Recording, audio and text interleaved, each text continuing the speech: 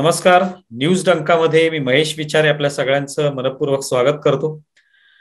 मित्रांनो, 26 फेब्रुवारी ही स्वातंत्र्यवीर सावरकरांची पुण्यतिथी. 26 फेब्रुवारी 1966 त्यांचा मृत्यू झाला. मात्र आजही इतक्या वर्षानंतर आणि यापुढे सुद्धा सावरकरांनी दिलेली जी प्रेरणा आहे, जो एक प्रखर विचार त्यांनी मांडलेला आहे, हा कायम प्रत्येकाच्या हृदयामध्ये राहणार आहे. आणि प्रत्येक त्यांची ज्या ज्या वेळेला त्यांची आठवण आपल्याला येईल त्या वेळेला त्यांचे हे विचार, त्यांनी केलेलं जे भारतीय स्वातंत्र्यासाठी केलेला जो त्याग आहे, हा आपण नेहमीच त्याची आठवण काढत राहू. आज या 26 फेब्रुवारीच्या त्यांच्या पुण्यतिथीच्या निमित्ताने आपण आपल्या या कार्यक्रमामध्ये वैभव पुरंदरेंना आमंत्रित केलेलं आहे. त्यांनी सावरकरांवर पुस्तक लिहिले, सावरकरांपासून प्रेरणा घेऊन त्यांचाही विचार जो आहे तो त्यांनी मांडलेला आहे.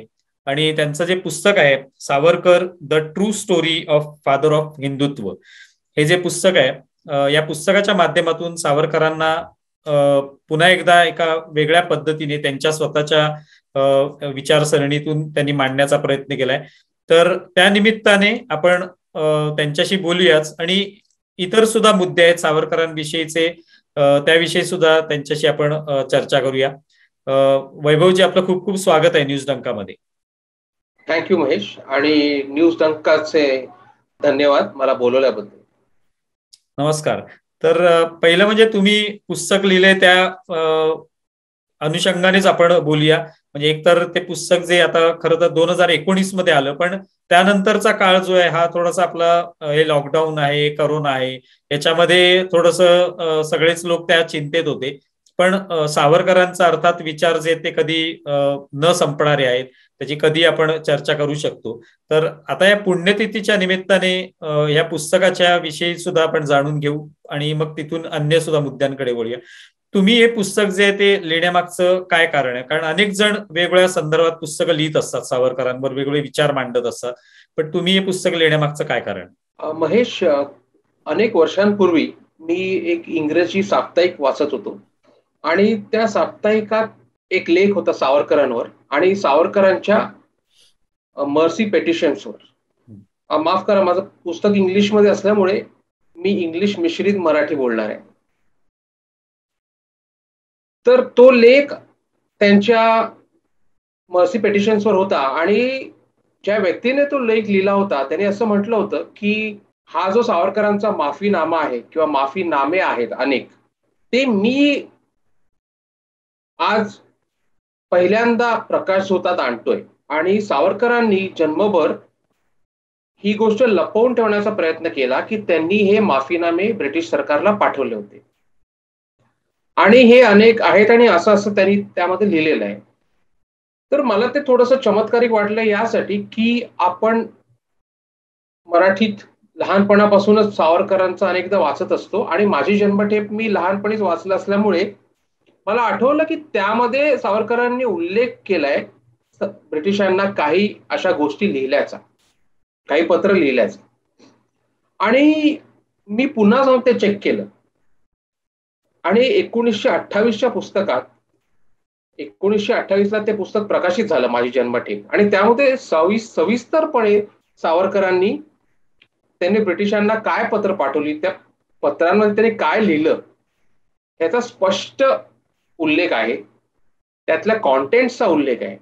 म्हणजे कुठेही त्यांनी लपवून ठेवण्याचा प्रयत्न केला नव्हता, जसा दावा हा लेखक करत होता की मी हे शोधून काढले, मी ही पत्रकारिता केली आहे, असं काहीच नव्हतं. परंतु हा दावा होता आणि त्यामुळे खूप चर्चा झाली त्या लेखाची देशभर. सावरकरांविषयीचा वाद वाढत चालला होता त्यावेळेला. त्याच वेळेला एक लेख एका मराठी वृत्तपत्रात छापून आला. तो लेख असा होता की सावरकरांनी असं काहीच कधीच लिहिलं नाही आणि हे सगळंच खोटं आहे, सावरकरांनी एकही असं पत्र लिहिलं नाही. तर मला लक्षात आलं की सावरकर जे विरोधक लिहित होते त्यांच्या माफीनाम्याबद्दल, त्यांच्या बोलण्यात काहीच सत्य नव्हतं. कारण सावरकरांनी स्वतःच आपल्या पुस्तकात, प्रकाशित झालेल्या पुस्तकात, ज्याच्या अनेक आवृत्त्या आजही निघतात, त्या पत्रांबद्दल लिहिलंय आणि सविस्तरपणे लिहिलंय. आणि हे जे तथाकथित सावरकरवादी मराठी वृत्तपत्रात लिहित होते की सावरकरांनी असं काहीच लिहिलं नाहीये, त्यांच्या म्हणण्यातही काही तथ्य नव्हतं, कारण सावरकरांनी स्वतःच ते लिहिलंय. तर मला असं वाटलं की जसा हा वाद वाढत गेला सावरकरांच्या माफीनाम्यावरून, की सावरकर स्वातंत्र्य सेनानी होते की नव्हते, त्यांचा नक्की रोल काय आहे स्वातंत्र्य लढ्यामध्ये, असं सतत त्यांच्याबद्दल वाद वाढत गेल्यामुळे आणि काँग्रेस पक्षाने त्यांना ट्रेटर म्हटलं. त्यांच्या ट्विटर अकाउंटवर राहुल गांधींनी म्हटलं की Savarkar was writing mercy petitions to the British when Gandhi and Nehru were sleeping on the dirt floor of a jail. तर हा वाद वाढत गेल्यामुळे मला असं वाटलं की, आणि दोन्ही बाजूनी काही चुकीचे संदर्भ येत असल्यामुळे मला असं वाटलं की सावरकरांचं खरी स्टोरी काय आहे, त्यांचं खरं चरित्र काय आहे हे समोर यावं. अनेक वर्ष इंग्लिशमध्ये धनंजय कीर यांनी 1966 साली लिहिलेल्या त्यांच्या चरित्रानंतर 50-60 वर्ष काहीच आलं नव्हतं. आणि हा वाद होत असल्यामुळे ते खरी स्टोरी त्यांची बाहेर यावी, जेन्युइन ऑथेंटिक इतिहासकाराच्या दृष्टीने कागदपत्रांच्या आधारे आणि तथ्याच्या आणि सत्याच्या आधारे लिहिलेली एक स्टोरी बाहेर यावी, त्यासाठी मी हे पुस्तक लिहिलं. आणि म्हणूनच त्याचं टायटल असं आहे की the true story of the father of Hindutva, की हे हे हे हे हा इतिहास आहे आणि जे काय लिहिलंय ते इतिहासाला धरून आहे. आणि म्हणून मला हे लिहावं असं वाटलं, कारण हे वाद सतत वाढत गेले आणि टोकाच्या भूमिका यायला लागल्या सगळीकडून. तर मला वाटतं खरी भूमिका जे सत्य आहे ते बाहेर यायला हवं, त्यासाठी मी हे पुस्तक लिहिलं. बरोबर. आता तुम्ही एकतर पत्रकार आहात, म्हणजे बऱ्याच वेळेला अनेक लोक सावरकरांवर जे लिहितात ते एकतर इतिहासकार असतात किंवा त्याचं संपूर्ण संशोधन करत असतात आणि त्यातून ते वेगवेगळ्या मुद्द्यांवर लिहित असतात. जसं विक्रम संपत आहेत, त्यांनी दीर्घ असे मोठे हे लिहिलेलेच आहेत, म्हणजे ग्रंथच लिहिलेले आहेत. तर पण तुमची एक पत्रकाराची दृष्टी असते की जेव्हा एखादी बातमी येते त्यावेळेला ती खरी आहे की खोटी आहे, बऱ्याच वेळेला ती खोटी असते आणि लोक खरं मानतात. तर त्या उद्देशाने तुम्ही लिहिलं, तर तुम्हाला तसं वाटतं का की तुम्ही पत्रकाराच्या दृष्टिकोनातून खरं किंवा सत्य मांडलं जावं लोकांसमोर या उद्देशाने ते लिहिलं? हे पत्रकारितेचा दृष्टिकोन तर माझा आहेच आणि तो कायमच राहील आणि राहिलाय. त्यामुळे मी पत्रकार असल्यामुळे तो दृष्टिकोन कायम येणारच माझ्या लिखाणामध्ये आणि त्या दृष्टीने मी शोध घेणारच. परंतु माझा दृष्टिकोन त्याचप्रमाणे एका इतिहासकाराचा, तितक्याच प्रखरपणे एका इतिहासकाराचा राहिलाय. कारण मी पत्रकार म्हणून लिहिलं, परंतु तेवढंच इतिहासकार म्हणून लिहिलं की ते संदर्भ सगळे शोधून, ती कागदपत्र सगळी पडताळून, त्याचा अभ्यास करून त्यावेळेस, आणि नुसतं सावरकरांनी लिहिलेलं नाही तर सावरकरांच्या विरोधकांनी त्यांच्याबद्दल काय म्हटलं, त्यावेळेचे त्यांचे जे कॉन्टेम्पररी इंडियन लीडर्स होते त्यावेळेला, म्हणजे गांधीजी असतील, नेहरू असतील, सुभाषचंद्र बोस असतील, असे अनेक त्यांचे समर्थक, त्यांचे विरोधक, अनेकांना त्यांच्याबद्दल काय वाटलं, त्यांचे काय वाद नक्की झाले त्यांच्याबरोबर, त्यात प्रत्येकाचं म्हणणं काय होतं, तर ते लोकांसमोर यावं यासाठी इतिहासकाराच्या दृष्टिकोनातनं मी लिहिलं.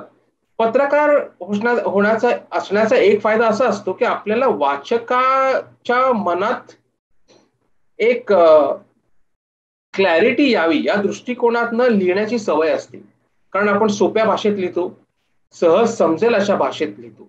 तर तो फायदा एक पत्रकार म्हणून नक्कीच कायम होत असतो, पण इतिहासकाराच्या दृष्टिकोनातनं नक्कीच आहे. आता तुम्ही सुरुवातीलाच म्हणालात की तुम्ही जो लेख पहिला वाचलात नाम्या संदर्भात, ज्याला माफीनामा असं म्हटलं जातं, खरं ती मर्सी पिटिशन जी आहे ती आहे, पण त्याला माफीनामा म्हणतात आणि विनाकारण ते डिवचण्याचा प्रयत्न जो आहे तो आहे.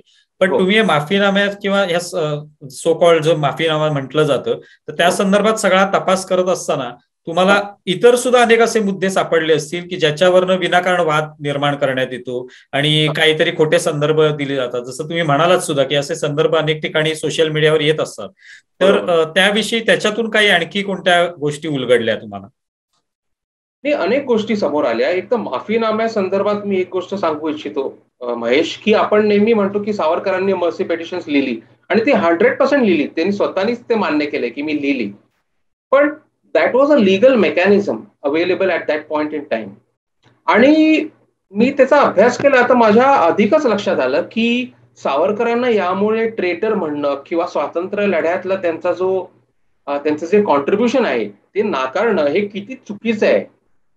याचं कारण असं की आपण नेहमी ऐकतो की सावरकरांनी मर्सी पिटिशन्स लिहिली, परंतु 1908 साली जेव्हा बंगालमध्ये क्रांतिकारकांनी काही कृत्य केली आणि खुदिराम बोस यांनी पहिला बॉम्ब जो फेकला, म्हणजे भारतीय सॉइलवर पहिला, आणि त्यानंतर काही बंगाली क्रांतिकारकांना फाशीची शिक्षा झाली, तर त्या बंगाली क्रांतिकारकांनी अशाच प्रकारची मर्सी पिटिशन्स ब्रिटिश सरकारला पाठवले की आम्हाला फाशी मिळू नये यासाठी.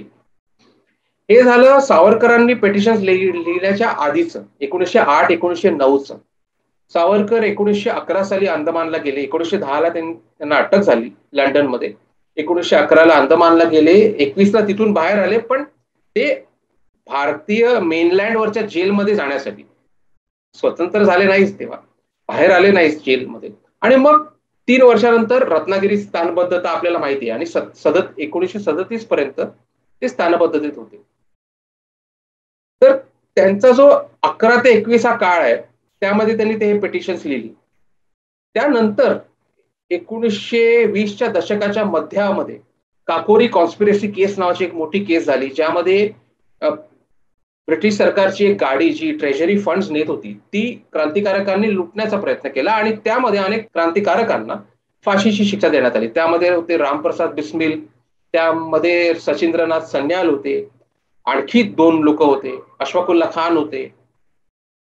या क्रांतिकारकांनी, रामप्रसाद बिस्मिल असोत किंवा अशफाकुल्ला खान असोत किंवा सचिंद्रनाथ सन्याल असोत, त्यांनी सुद्धा अशीच मर्सी पिटिशन्स लिहिली.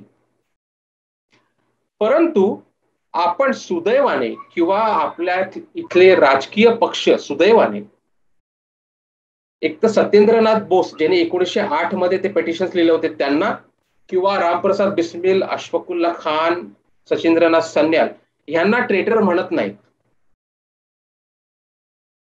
आणि ते बरोबरच आहे, कारण ते ट्रेटर्स नाहीच आहेत. ते एक legal, it was a legal mechanism available to them and they used it. त्याचप्रमाणे सावरकरांनी ते लीगल मेकॅनिझम वापरलं, आणि त्यांचं त्यामागचं रिझनिंग सुद्धा, त्याचं लॉजिक सुद्धा त्यांनी स्पष्ट केले. त्यांचं म्हणणं असं होतं, आणि त्यामध्ये त्यांनी अंदमानमध्ये त्यांच्या फेलो प्रिझनर्स बरोबरही यावर खूप वाद घातलाय. अनेकांचं मत होतं की अशी पत्र लिहू नये आपण. सावरकरांचं म्हणणं असं होतं की आपण ही पत्र लिहावीत, त्यांना जे हवं ते लिहून द्यावं, आपण बाहेर जावं इथून आणि आपल्याला हवं ते काम करावं. कारण आपण इथे अंदमानमध्ये जर पडून राहिलो, आणि आपण एक लक्षात घेतलं पाहिजे की अंदमानची परिस्थिती त्यावेळेला अशी होती की तिथे कोणी क्रांतिकारक मेलं तरी 10-12 वर्ष त्याची माहिती भारतात येणार नाही अशी परिस्थिती होती. वृत्तपत्र नव्हती, माहितीचा काही स्रोत नव्हता. There was no source of information at all coming out, no information coming out of Port Blair at all.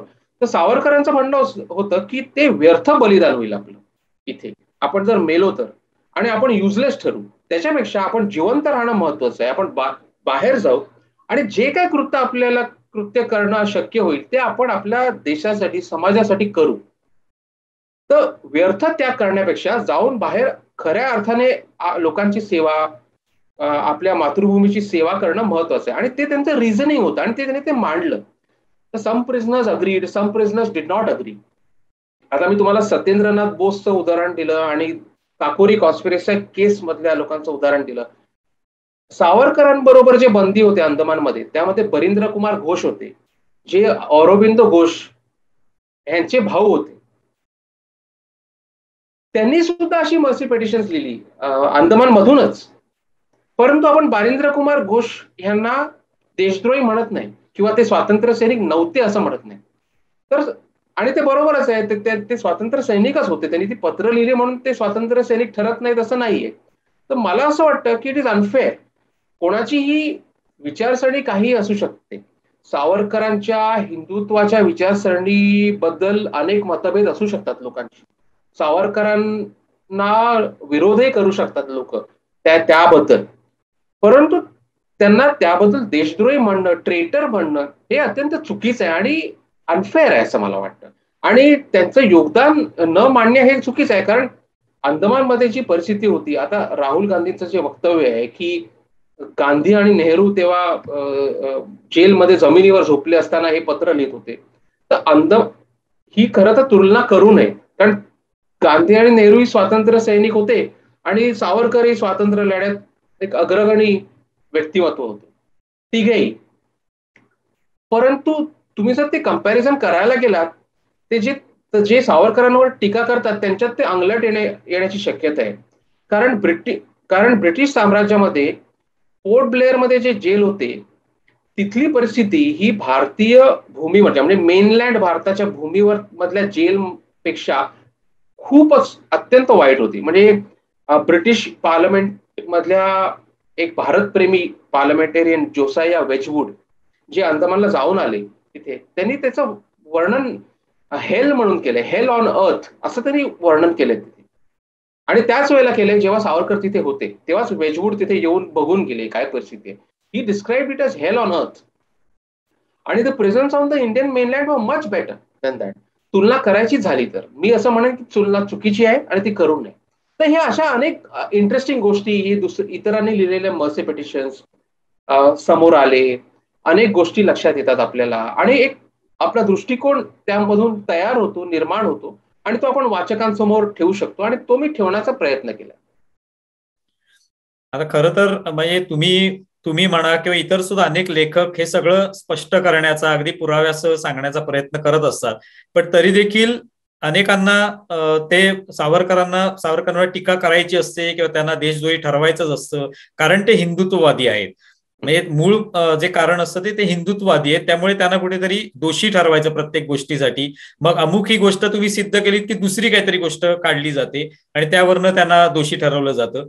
पण त्यांचा त्याग जो आहे तो खरोखरच खूप मोठा त्याग, म्हणजे कुटुंबासह सगळाच त्याग त्यांनी केलेला आहे अशा परिस्थितीमध्ये. तर सावरकरांचं हे जे तुम्ही पुस्तक लिहिलं सावरकरांच्या एकूणच जीवनावर, तर त्याच्यामध्ये प्रामुख्याने तुमचा भर हा अशा वादविवाद जे त्याचं स्पष्टीकरण करण्याचा होता की आणखी काही त्यांची विचारसरणी जी आहे ती मांडण्याचा सुद्धा होता? नाही, हे स्पष्टीकरण करण्याचा एकमेव हेतू नव्हता, परंतु सत्य काय हे मांडण्याचा प्रयत्न होता आणि दोन्ही बाजूंचं सत्य. म्हणजे त्यामध्ये सावरकरांवर अनेकांनी प्रखर टीका केली आहे, त्याच्या विरोधकांनी. त्यामध्ये गांधी आहेत, त्यामध्ये सुभाषबाबूही आहेत. तर ती टीका मी तितक्याच फेथफुली पुस्तकात मांडली. म्हणूनच माझा दृष्टिकोन एका इतिहास करायचा आहे. मी सावरकरांचा हिरिरीने पाठिंबा देतोय असं नाही, परंतु जिथे ते मला योग्य वाटतात तिथे मी योग्य म्हटलंय, जिथे त्यांच्यावर खूप टीका झाली ती टीका तशीच मी मांडले. जिथे मला असं वाटलं की हे चूक झाल्यासारखं वाटतंय तिथे मी चुकीचं म्हटलंय. तर मी तटस्थपणे म्हणजे माझी एखादी भूमिका असू शकते, पण जेव्हा मी पत्रकार आणि लेखक आणि इतिहासकार म्हणून लिहितो तेव्हा ती तटस्थपणे मांडणं माझं काम आहे आणि ती तशा दृष्टीने मी मांडले. तर त्यामध्ये कुठे मी सावरकरांची बाजू घेतलेली नाहीये. मला असं वाटतं की तुम्ही जर फार हिरिरीने बाजू घेतलीत ना कोणाची, म्हणजे ती कोणाचीही असो, तर त्याची किंमत थोडी कमी होते असं मी म्हणेन. परंतु तुम्ही जर फॅक्ट समोर ठेवलेत की दीज आर द फॅक्ट्स, तर दॅट इज ऑलवेज बेटर. आणि you get a well reasoned view आणि you get an objective appraisal of a person. तर मी अप्रेझल करण्याचा प्रयत्न केलाय, चिकित्सा करण्याचा प्रयत्न केलाय, विश्लेषण करण्याचा प्रयत्न केलाय. जिथे मला सावरकर बिलकुल ठीक वाटतात तिथे मी ठामपणे म्हटले की हे बिलकुल ठीक आहे. जसं मी आता म्हटलं की देशद्रोही त्यांना म्हणणं हे दुर्दैवच आहे आणि पूर्णपणे चुकीचं आहे आणि राजकीय हेतूने प्रेरित आहे. पण जिथे मला वाटलं की असं असं नाहीये तिथे मी तसंही म्हटलं की नाही हे बरोबर आहे, ही टीका बरोबर आहे. तर अशा अनेक गोष्टी आहेत त्यामध्ये. तर that is why it is the real story असं मी म्हणतो. आता हे तुम्ही किंवा इतरांनी अनेक वेळा स्पष्टीकरण देऊन सुद्धा लोक जे ते तशाच पद्धतीने वागत असतात. राहुल गांधी अनेक वेळेला जी टीका करतात त्याला काही संदर्भ नसतो किंवा काही आधार नसतो, नीट अभ्यास केलेला नसतो. तर सावरकरांवर टीका करायला हरकत नाही, जसं तुम्ही म्हणताय, किंवा सगळ्यांचंच म्हणणं असू शकते. टीका कोणावरही करा, व्यवस्थित जे काही माहिती घ्या आणि टीका करा, पण त्यासाठी खरोखरच अभ्यास करण्याची तयारी किती लोकांची आहे. कारण फेसबुकवर लिहायला किंवा ट्विटरवर लिहायला त्याला काहीच जात नाहीये, त्यासाठी काही वेगळं काही अभ्यास करण्याची गरज नाही. आपल्याला कोणालाही डिवचायचे ते आपण सहज ते करू शकतो काम. पण प्रत्यक्षात अभ्यास करण्याची किती गरज आहे, आणि सावरकरांचा खरोखर अभ्यास केला तर या सगळ्याच्या काय गोष्टी त्यांच्याविषयीच्या सांगितल्या जातात खोट्या नाट्या, या सगळ्या दूर होऊ शकतील का? हो, नक्कीच दूर होऊ शकतील. मी तुम्हाला आणखी माझ्या पुस्तकातलं एक दोन उदाहरण देतो याबद्दल. कारण आपण नेहरू आणि गांधी या संदर्भात बोललो आणि अनेकदा नेहरू आणि सावरकरांची तुलना केली जाते, गांधी आणि सावरकरांची तुलना केली जाते. आणि काँग्रेस पक्षाकडनं, दुसऱ्या पक्षांकडनं इतर बऱ्याच काही गोष्टी सांगितल्या जातात. तर आणखीन एक उदाहरण तुम्हाला देतो. आपण आता नेहरू आणि सावरकर हे आयडिओलॉजिकली एकमेकाच्या विरोधात उभे होते. हे तर स्पष्टच आहे 1920च्या दशकानंतर. कारण सावरकरांनी हिंदुत्वाचा स्वीकार केला, ती हिंदुत्वाची संकल्पना मांडली आणि नेहरू त्याच्या पूर्णपणे विरोधात होते. पण मला नेहरूंचे कलेक्टेड वर्क्स वाचताना, हे पुस्तक रिसर्च करताना मला एक फार इंटरेस्टिंग गोष्ट सापडली की नेहरू जेव्हा सावरकर लंडनमध्ये होते, सावरकरांनी 5 वर्ष लंडनमध्ये काढली 1906 ते 1910-11, म्हणजे त्यांना अटक होईपर्यंत. आणि इंडिया हाऊसमध्ये भारतीय तरुणांचं ते नेतृत्व करायचे तिथे आणि भारतीय स्वातंत्र्य लढ्याबद्दल त्यांनी तिकडे जागरूकता निर्माण केली. तर मोतीलाल नेहरूंनी जवाहरलाल नेहरूंना आपल्या मुलाला तेव्हा पत्र लिहिले. जवाहरलाल नेहरू तेव्हा इंग्लंडमध्ये शिकत होते कॉलेजमध्ये. तर त्यांनी मोतीलाल नेहरूंनी त्यांना सांगितलं की ते इंडिया हाऊसच्या जवळपास जाऊ नको तिकडे, कारण ते क्रांतिकारक असतात, तर त्यांच्यामध्ये तू सामील होऊ नकोस, तू बाबा अभ्यासावर लक्ष दे. आणि नेहरू तिकडे फिरकले नाहीत इंडिया हाऊस जवळ, त्यांनी त्यांच्या अभ्यासावर लक्ष दिलं. ते स्वातंत्र्य लढ्यात नंतर भारतात आल्यावर त्यांनी उडी घेतली. पण त्यांनी एक पत्र लिहिलंय शिकत असताना मोतीलाल नेहरूंना की तुम्ही मला सांगितलं की ह्यात पडू नको आणि मी तिकडे जात नाहीये, पण मला विनायक दामोदर सावरकर यांनी 1857 वर लिहिलेलं पुस्तक मिळालं, ते इंडियन वॉर ऑफ इंडिपेंडन्स, आणि मी ते आता वाचून काढलं. हे नेहरू इंग्लंडमध्ये वाचून काढतात ते, कारण ते पुस्तक गंमत म्हणजे इंडियात बँड होतं, पण इंग्लंडमध्ये ते वाचता येत होतं, कारण इंग्लंडमध्ये लोकशाही होती आणि ब्रिटिश शासित भारतात लोकशाही नव्हती आणि ते पुस्तक बँड होतं. तर the first war of Indian independence जे ते सावरकरांनी पुस्तक लिहिलं, तर नेहरू त्या पत्रात आपल्या वडिलांना लिहितात, मी ते पुस्तक वाचलं आणि ते it is an extraordinary book. आणि हे पहिलं पुस्तक असं आहे की जे भारतीय दृष्टिकोनातनं 1857च्या बंडाकडे पाहतं. आणि हे पुस्तक वाचणं आवश्यक आहे. भारतीय भूमिका काय आहे आणि भारतीय लोकांनी त्यावेळेला बंड का केलं, त्यामध्ये कोण नेते होते भारताचे, त्यांचा रोल काय आहे आणि ते का कसं झालं, हे खूप महत्वाचं आहे. कारण खूप त्यावेळेला राणी लक्ष्मीबाई, तात्या टोपे किंवा इतर जे लोक होते त्यावर खूप टीका होत होती त्यावेळेला. आणि 1907 मध्ये त्या बंडाला 50 वर्ष झाली होती आणि त्यावेळी इंग्लंडच्या वृत्तपत्रामध्ये, लंडनच्या वृत्तपत्रामध्ये फार विखारी टीका राणी लक्ष्मीबाई, तात्या टोपे या व्यक्तींवर झाली होती. And Savarkar's writing was partly in response to that, की त्यांनी त्या ब्रिटिश लायब्ररीमध्ये जाऊन ब्रिटिश डॉक्युमेंटच्या आधारावरच ते पुस्तक लिहिलं. तर नेहरूंनीही त्याचा उल्लेख केला की त्यांनी ब्रिटिश डॉक्युमेंट्स वापरून भारताची भूमिका मांडली, किती उत्तम केलंय. तर नेहरू आणि हे नेहरू ते त्या पुस्तकाचं कौतुक करतात त्याच्यात, की हे पुस्तक अधिकाधिक लोकांकडे पोहोचायला हवं. त्यानंतर सावरकर जेलमध्ये जातात, अंदमानला जातात, हिंदुत्ववादी होतात आणि मग विरोध निर्माण होतो. पण त्यानंतरही एक नेहरूंचं पत्र आहे की म्हणजे हे त्यांचा विरोध प्रस्थापित झाल्यानंतर ती सावरकरांचं जे 1857चं पुस्तक आहे त्याची नवीन आवृत्ती येणं आवश्यक आहे. कारण भारतीय भूमिका काय आहे ते समजण्यासाठी. अर्थात नंतर नेहरू एकदमच सावरकर विरोधात, सावरकरही प्रखरपणे नेहरूवर टीका करायला लागले. आणखीन एक इंटरेस्टिंग गोष्ट सांगतो तुम्हाला. ही टीका सगळी चालू असताना 1941 साली नेहरूंना अटक होते ब्रिटिशांकडून, म्हणजे क्विट इंडियाच्या अगोदर 1 वर्ष. जेव्हा गांधी सिव्हिल डिसओबिडियन्स मुवमेंट सुरू करतात काही काळासाठी, मग पुन्हा बंद करतात, पुन्हा सुरू करतात. तर तेव्हा जेव्हा अटक होते तेव्हा सावरकरांची स्टेटमेंट आहे की जवाहरलाल नेहरू या व्यक्तीने भारतासाठी फार मोठा त्याग केलाय. This man was born with a silver spoon in his mouth आणि ते he could have led a comfortable life, पण तसं न करता त्यांनी खूप मोठा त्याग केलाय आणि त्यांना ताबडतोब ब्रिटिशांनी जेलमधून सोडून द्यावं. आता हे आपण ट्विटर आणि फेसबुकवर कधीच वाचणार नाही, पण हे माझ्या पुस्तकात आहे आणि हे ऐतिहासिक संदर्भावर आधारित आहे. तुम्ही नेहरूंचे कलेक्टेड वर्क्स पहावेत, सावरकरांची पत्र पहावीत, ते सगळं कलेक्शन अवेलेबल आहे रेकॉर्ड्समध्ये. तर आपल्याला हेही एक वेगळं चित्र दिसतं ना, की अशा प्रकारचा संवाद पण होत होता किंवा त्यांना त्यांनी प्रत्यक्षात स्तुती केली नसेल जाहीरपणे, परंतु खासगी पत्रांमध्ये ते करत होते एकमेकांबद्दल किंवा स्टेटमेंट्स काढत होते. आणि 1937ला जेव्हा स्थानबद्धतेतून सावरकर बाहेर येतात तेव्हा सुद्धा नेहरूंचं स्टेटमेंट आहे दॅट वी वेलकम हिम, आणि सुभाष बाबूंचं स्टेटमेंट आहे की आज भारतात असं एकही व्यक्ती नसेल की जे जे जी ज्यांना आज आनंद झाला नसेल की आज सावरकर बाहेर आले, की सावरकरांचा त्याग इतका मोठा आहे. आणि त्यावेळेला सावरकरांनी लिहिलेली पत्र ही जगजाहीर होती ब्रिटिशांना. पण ना नेहरूंनी त्यांना देशद्रोही म्हटलं, ना गांधीजींनी त्यांना देशद्रोही म्हटलं, ना सुभाष बाबूंनी त्यांना देशद्रोही म्हटलं. तर सगळ्यांनी त्यांच्या मुक्ततेचं स्वागत केलं आणि म्हटलं की त्यांचा त्याग फार मोठा आहे. तर हे अनेक पैलू असे बाहेर येतात या रिसर्च मधनं आणि ते माझ्या सगळ्या पुस्तकात आहेत. तशी गांधींबरोबरचा त्यांचा संवाद आहे किंवा भेट आहे. पण आता मी जसं तुम्ही म्हणालात की नेहरूंनी हे त्यांच्याबद्दल लिहिलं, अगदी इंदिरा गांधींनी सुद्धा त्यांची स्तुती केलेली आहे त्या काळामध्ये.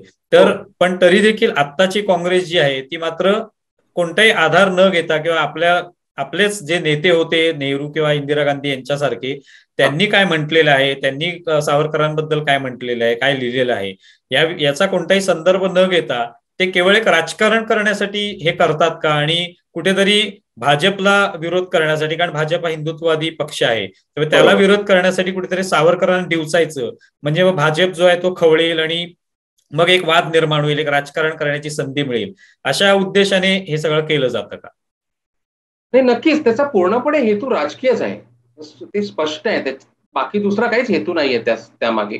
आणि असं खरं तर गंमत अशी आहे की सावरकर हे कधीच राष्ट्रीय स्वयंसेवक संघाचे सदस्य नव्हते किंवा फार त्याच्या जवळ नव्हते.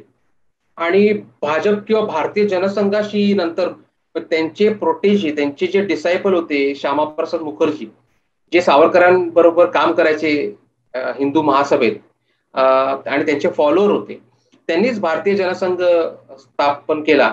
परंतु सावरकरांचा त्याच्याशी काहीच डायरेक्ट संबंध राहिला नाही.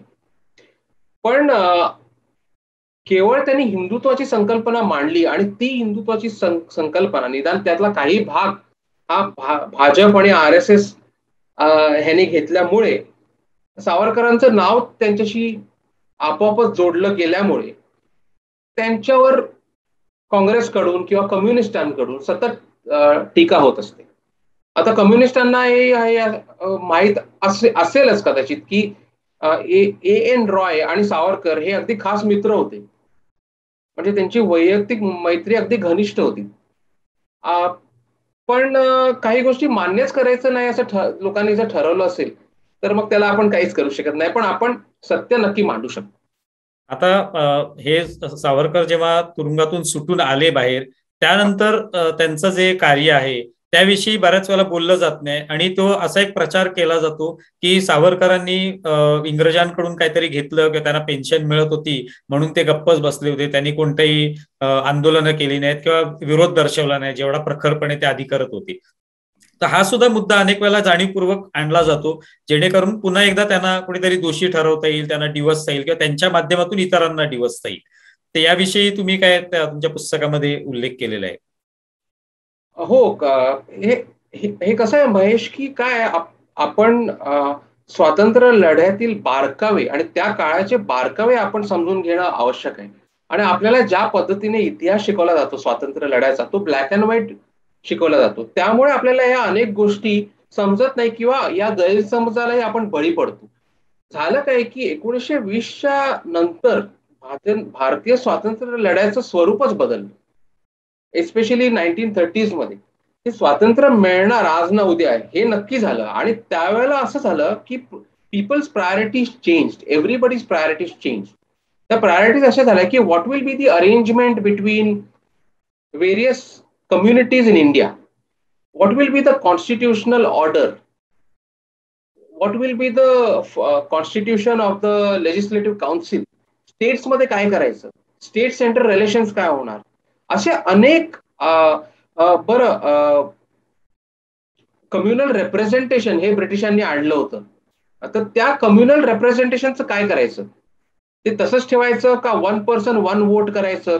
तर हे असे अनेक मुद्दे महत्वाचे ठरत होते त्यावेळेला. आणि सावरकरांनी स्वातंत्र्य लढ्यात सहभाग त्यानंतर घेतला नाही हे पूर्णपणे चुकीचं आहे. कारण भगतसिंगांच्या फाशी झाल्यानंतर त्यांनी त्यांच्या घरावर लावलेला झेंडा, काळा झेंडा, भगतसिंगांसाठी लिहिलेली त्यांची कविता, त्यांची लेख त्यावेळेचे, आणि मराठी साहित्य संमेलनात त्यांनी केलेलं वक्तव्य की लेखण्यात तोडा आणि बंदुका हातात हातात घ्या, हे क्रांतिकारकाचंच वक्तव्य आहे ना. म्हणजे पण त्यामुळेच आपल्याला आपले गैरसमज यासाठी निर्माण होतात. आणि त्यासाठी मी एक उदाहरण सांगू इच्छितो महेश इथे, की क्विट इंडिया मुव्हमेंटचं उदाहरण. इट्स अ क्लासिक एक्झाम्पल की आपल्याला इतिहास कसा चुकीचा शिकवण्यात येतो. की अनेकदा असं म्हटलं जातं की सावरकर, आंबेडकर आणि इतर काही लोक यांनी क्विट इंडियामध्ये सहभाग घेतला नाही म्हणून मग ते ब्रिटिश धार्जिणे होते. हे पूर्णपणे चुकीचं आहे. त्यावेळेला परिस्थिती फार बिकट झाली होती आणि विचित्र झाली होती. वर्ल्ड वॉर सुरू झाला होता. वर्ल्ड वॉर मध्ये कोणाबरोबर उभं राहायचा हा प्रश्न निर्माण झाला होता. जिन्नांनी तिकडे 1940 मध्ये पाकिस्तानचं रेझोल्युशन पास केलं होतं. आणि काय करायचं, कम्युनल रिप्रेझेंटेशन ठेवायचं का, पार्लमेंट कसं असणार, what will be the arrangement between Hindus and Muslims in India. Communal tension वाढत होतं. तर सावरकरांचं आणि आंबेडकरांचं दोघांचंही म्हणणं असं होतं. त्यांची मतं अनेक बाबतीत वेगळी होती आणि आंबेडकरांनी सावरकरांवर केलेली टीका माझ्या पुस्तकात आहे. त्यांची मतं वेगळी जरी असली तरी त्यावेळेला त्यांचं मत असं होतं की this is not the time to tell the British just go and leave. कारण ते जर अचानक सोडून गेले तर जी पोकळी निर्माण होणार आहे तिथे सरकार कोणाच असणार आहे, पार्लमेंट कोणाच असणार आहे, पोलीस कोणाच असणार आहे, आणि जी काय अंधाधुंदी माजेल, जी यादवी युद्ध भडकेल ते मग कसं हाताळायचं. तर आपण त्यांना आता तसं न सांगता त्यांच्यावर प्रेशर ठेवूया की तुम्ही सोडून जा, परंतु आधी आपलं हे सॉर्ट आउट करूया की बाबा आपण कसे राहणार आहोत एकमेकांबरोबर. तर ते हा महत्वाचा मुद्दा आहे. तर स्वातंत्र्य लढ्यात अनेक टप्पे असे होते ज्यामध्ये असे काही प्रश्न प्रामुख्याने हाताळले जात होते आणि ब्रिटिशांनी कधी बाहेर निघायचा हा प्रश्न थोडा मागे राहिला होता. तर सावरकरांचं म्हणणं होतं आणि आंबेडकरांचं म्हणणं होतं की आधी आपण हा प्रश्न सोडवू, मग ब्रिटिशांना जायला सांगू. नाहीतर इथे यादवी होईल आणि खूप रक्तपात मोठ्या प्रमाणात होईल आणि काय करायचं तेच कळणार नाही आपल्याला. तर तशी परिस्थिती आपल्याला निर्माण करायची नाहीये. आणि आपल्याला आश्चर्य वाटेल, आपण टेक्स्टबुक्स मध्ये कधीच वाचलं नाही की जवाहरलाल नेहरू ही क्विट इंडिया मुव्हमेंटच्या विरोधात होते. त्यांचंही असं म्हणणं होतं की आता ही चळवळ सुरू करू नये. The timing is wrong. So the differences were not over whether the British should quit India, the differences were over the timing of the agitation. पण नेहरू सतत गांधींना विरोध करत नंतर ते गांधींबरोबर जायचे, कारण गांधींचं ते मास फॉलोईंगच इतकं जबरदस्त होतं की त्यांना ते जावं लागायचं त्यांच्यावर. तर त्यांनीही त्याला विरोध केला की असं आता यावेळेलाही सुरू करू नये. आणि त्यांनी त्यामध्ये उडी घेतली आणि जवाहरलाल नेहरू जेव्हा जेलमध्ये गेले आणि तेव्हा त्यांच्या बहिणीने लिहून ठेवलंय, तेही माझ्या पुस्तकात आहे, की he is relieve to be in jail. त्यांना हे नकोच होतं, हे आंदोलनच नको होतं, हे आंदोलन फसतंय त्यांना बरं वाटतं. आणि पंडित नेहरूंचं नेतृत्व असलेल्या अनेक किसान सभा भारतात होत्या त्यावेळेला. त्या सगळ्या किसान सभांनी क्विट इंडिया आंदोलनामध्ये सहभाग घेतला नाही. इंडियन लिबरल्स फेडरेशन हा एक पक्ष होता. त्यांनी त्यात खूप हुशार आणि चांगली माणसं होती. त्यांनी क्विट इंडिया आंदोलनात सहभाग घेतला नाही. आंबेडकरांनी घेतला नाही, सावरकरांनी घेतला नाही आणि इतर स्टुडंट्स कॉन्फरन्सने घेतला नाही. असे अनेक ऑर्गनायझेशन्स होते, विमेन्स कॉन्फरन्स होती, त्यामध्ये त्यांनी घेतला नाही. तर हे असं हे थोडे गुंतागुंतीचे विषय आहेत आणि आपल्याला ते ब्लॅक अँड व्हाईट मुळे असं आपल्याला समोर चित्र असं निर्माण करण्यात येतं, क्विट इंडियामध्ये यांनी सहभागच घेतला नाही, म्हणजे हे ब्रिटिश धार्जिणे होते आणि गांधींनी क्विट इंडिया म्हटलं, हे क्विट इंडिया नाही म्हणत होते, तर हे देशद्रोही असं नसतं. तर आपण संदर्भ लक्षात घ्यायला पाहिजे, कोणतीही गोष्ट त्याच्या संदर्भात लक्षात घ्यायला पाहिजे. आणि मी उदाहरण यासाठी म्हटलं की त्यावरून आपण जर थोडा अभ्यास केला आपल्या लक्षात येईल की असं नाहीये की त्या सावरकर जेलमधनं आले, त्यांनी पुढे कधी स्वातंत्र्य संग्रामात भाग घेतला नाही, असं नाही, ते भाग घेतच होते. पण अनेक वेळेला इतर अनेक प्रश्न महत्वाचे ठरले, त्या प्रश्नाकडे त्यांनी जास्त लक्ष दिलं. हे खरं आहे, ह्याच्या बाबतीत हेच नाही आणि आपल्या ह्याचा अर्थ असाही नाहीये की we have to agree with Savarkar की क्विट इंडिया मुवमेंटची टायमिंग चुकीचं होतं.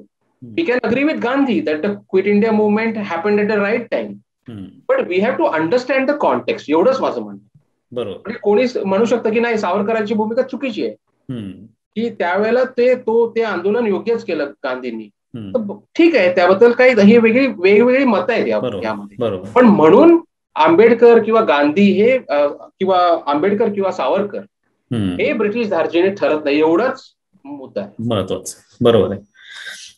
आता तुम्ही पुस्तक जे लिहिलं त्याचे 2 आवृत्त्या मला वाटतं आलेल्या आहेत.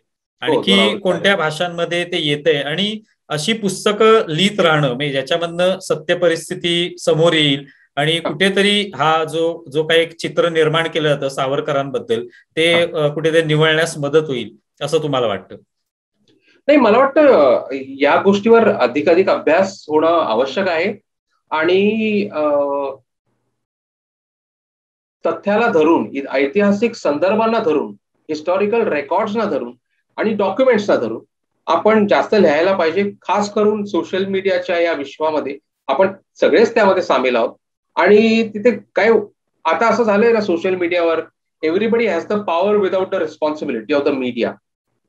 Everyone has the power of the media but without its responsibility.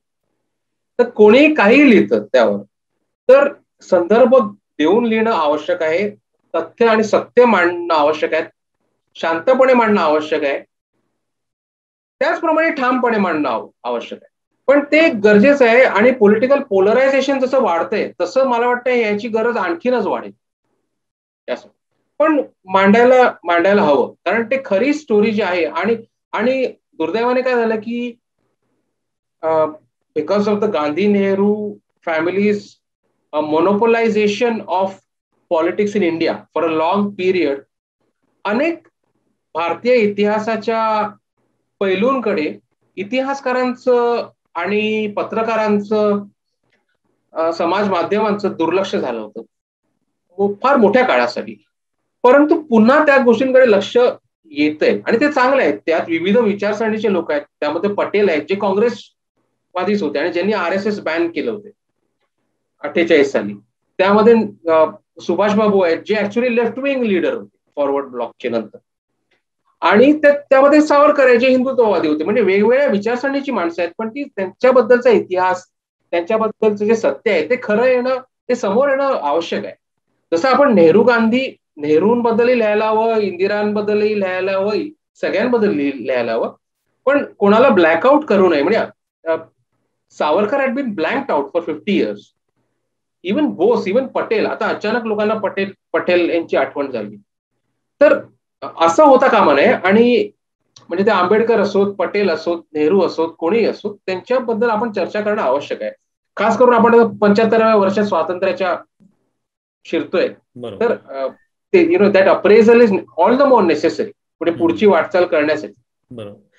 आता तुम्ही हे जे मुद्दे मांडलेत त्या अर्थाने की हीच खरी त्यांना श्रद्धांजली ठरेल का सावरकरांना? कारण का की आजवर त्यांच्यावर बऱ्याच बाबतीमध्ये अन्याय झालेला आहे. त्यांचं जे काय त्यांनी त्याग केला, तो त्याग जो आहे तो जे त्याच्याबद्दल आदर व्यक्त करतात ते कुठेतरी हिंदुत्ववादीच आहेत असाच एक विचार लोकांच्या मनात घातला जातो की ते हिंदुत्ववादी आहेत किंवा ते भाजपमधले लोक आहेत म्हणून ते फक्त सावरकरांची स्तुती करतात.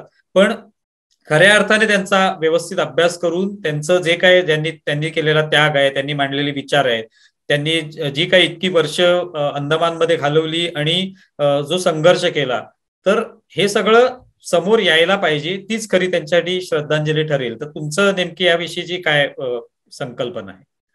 नाही, मला असं वाटतं की त्याच्याबद्दल वाचन आणि अभ्यास करणं फार महत्वाचं आहे. कारण आपण एक लक्षात ठेवायला हवं, सावरकरांवर एस्पेशली जे लोक प्रखरपणे टीका करतात आणि देशद्रोही वगैरे म्हणतात, त्यांनी एक गोष्ट लक्षात ठेवायला हवं की सावरकरांनी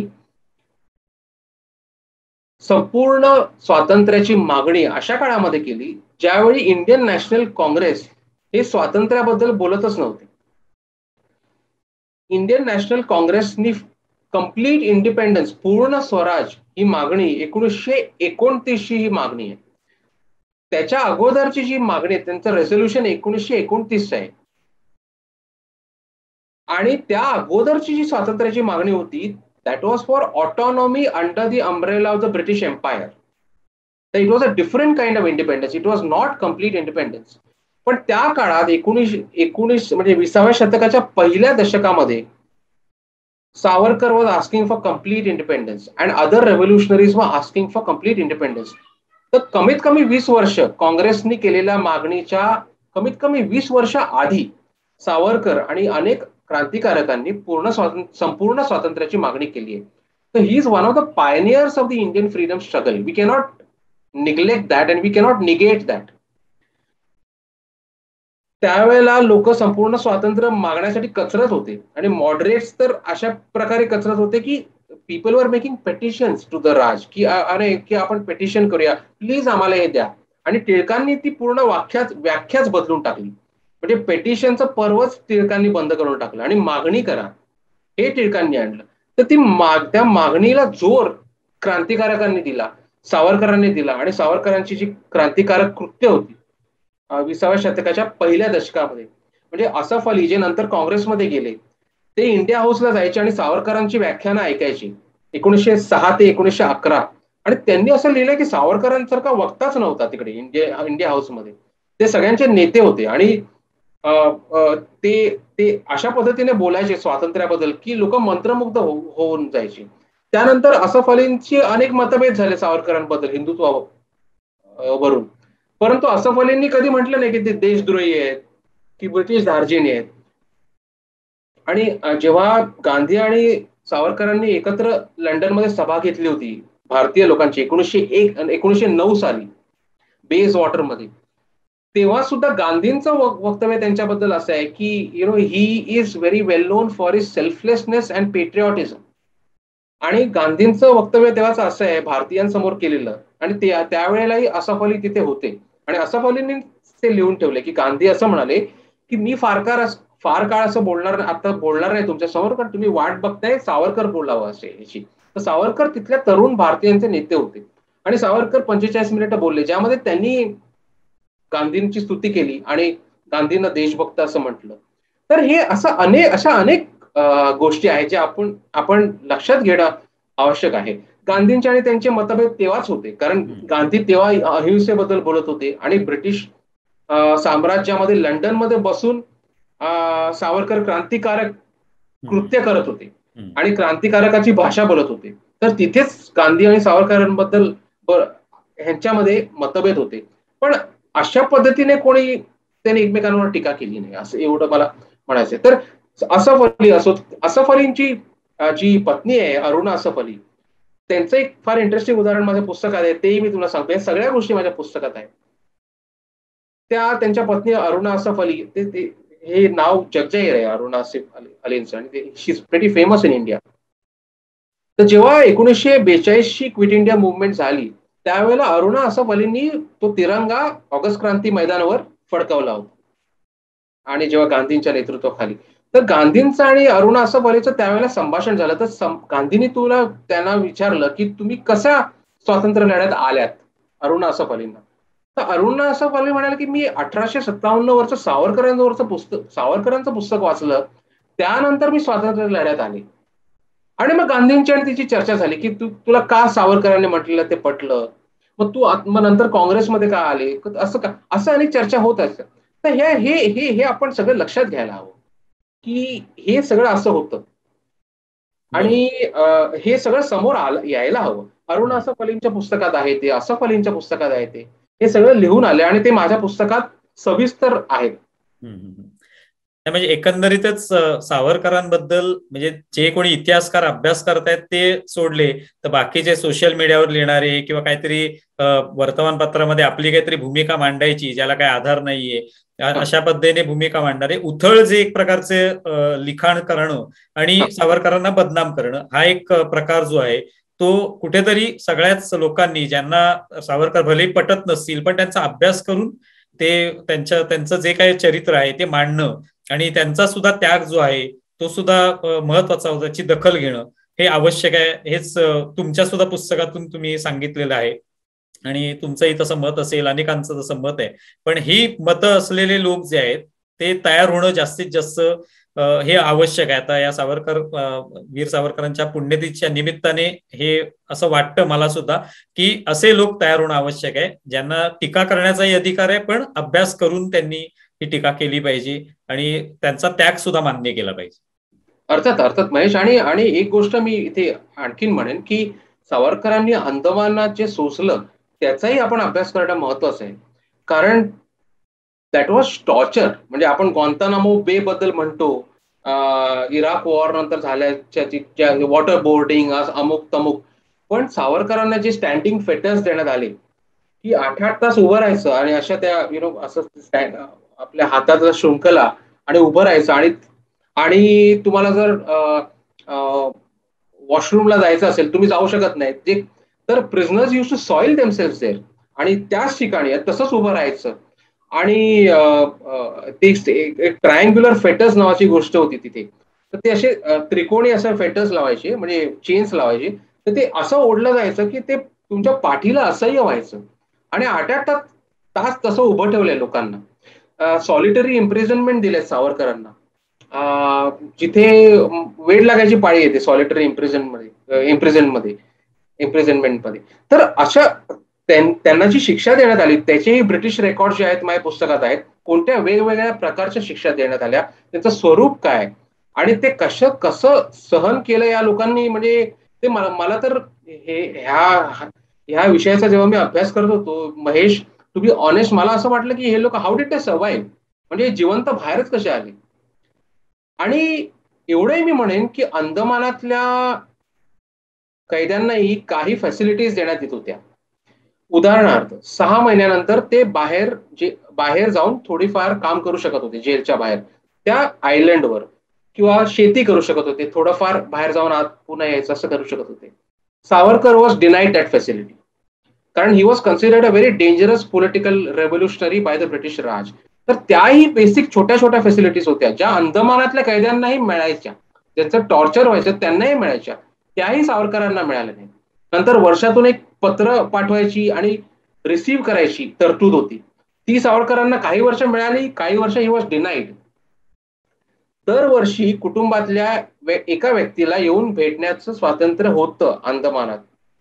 आणि दरवर्षी पॉलिटिकल प्रिझनर्सचे नातेवाईकही त्यांना येऊन भेटू शकत होते वर्षातून एकदा. सावरकर 1911 अंदमानात गेले, सगळ्यांचे नातेवाईक येऊन गेले. सावरकरांना कोणत्याही नातेवाईकांना भेटून देण्यात आलं नाही 1918 पर्यंत.